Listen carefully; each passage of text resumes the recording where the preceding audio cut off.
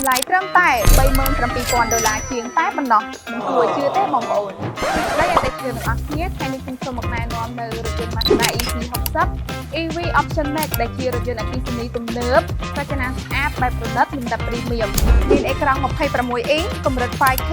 ដើរតួជា Digital ជាអេក្រង់កំសាន្តនិងជាអេក្រង់បញ្ជាប្រព័ន្ធម៉ាស៊ីនត្រជាក់ផងដែរកៅអីមានមុខងារ Mazda ក្រៅត្រជាក់កញ្ចក់ជំហានចំនួនដល់កាមេរ៉ា Sticker ជុំវិញរថយន្តមានចំនួន23គ្រាប់សាកថ្មពេញប្រើពេល30នាទីជិះបាន600គីឡូម៉ែត្រសន្សំសំចៃការចំណាយបានខ្ពស់និងបំពាក់មុខងារបច្ចេកវិទ្យាទំនើបនៅក្នុងរថយន្តនេះ Mazda EC60 របស់ក្រុមហ៊ុនជប៉ុនសហការដំឡើងនៅក្រុមហ៊ុនយក្សចិនឆាងអាង Mazda EC60 ប្រភេទអគ្គិសនីសុទ្ធសម្រាប់ទំហំរថយន្តមានប្រវែងតួខ្លួន 4.8 ម៉ែត្រហើយទទឹង 1.9 ម៉ែត្រកម្ពស់ 1.6 ម៉ែត្រគម្លាតពីកង់មុខទៅកង់ខាងក្រោយមានប្រវែង 2.9 ម៉ែត្រសម្រាប់ឯទំហំខាងក្រោយអាចផ្ទុកចំណុះបាន350លីត្រនិងអាចពង្រីកទៅដល់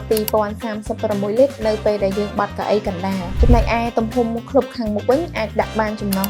126លីត្រផ្នែកខាងមុខបំពាក់ជំហាន Daytime Running Light អមជាមួយ LED ពេញផ្ទៃខាងមុខរួមជាមួយនឹង logo ផងដែរនឹងមាន sensor 6គ្រាប់មានកាមេរ៉ា1គ្រាប់ចំណែកឯដៃទ្វារលឹបចេញចូលក្នុងទូខ្លួនឡានកញ្ចក់ចំហៀងជំនួសដោយកាមេរ៉ាចំណែកឯផ្នែកខាងក្រោយវិញមានរាងមូលនិងមានអក្សរ Mazda ផុសចេញជំនួសដោយ logo មាន sensor 6គ្រាប់និងកាមេរ៉ា2គ្រាប់មានខាងលើកញ្ចក់1និងខាងក្រោមកញ្ចក់1ក្រឡេកមកមើលផ្ទៃខាងក្នុងវិញមានអេក្រង់26អ៊ីងកម្រិត 5K វាដើរតួជា Digital ដើរតួជាអេក្រង់កំសាន្តនិងជាអេក្រង់បញ្ជាប្រព័ន្ធម៉ាស៊ីនត្រជាក់ផងសម្រាប់ដៃចង្កូតប្រើប្រាស់ដោយស្បែកគុណភាពខ្ពស់មានកន្លែងសាក់ថ្ម Violet ទៀតផងកៅអីស្បែកអូតូសងខាងប្រភេទ SUV ផាសុខភាពមាន speaker 23គ្រាប់កម្រិតសំឡេងឮខ្លាំងពីរោះល្អមានពងសុវត្ថិភាពរហូតទៅដល់9គ្រាប់បូករួមជាមួយនឹងមុខងារ ADAS កម្រិត2ដែលវាគាំទ្រដោយការប្រើជាមួយនឹងកាមេរ៉ាកម្រិត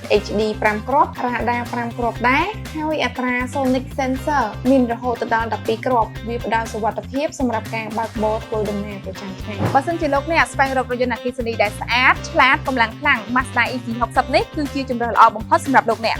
សូមមកទស្សនានៅក្នុង showroom លើផ្លូវសហព័ន្ធរុស្ស៊ីជាប់ពោះស្ពាន7 មករាឬក៏ទំនាក់ទំនងមកលេខទូរស័ព្ទខាងក្រោមនេះ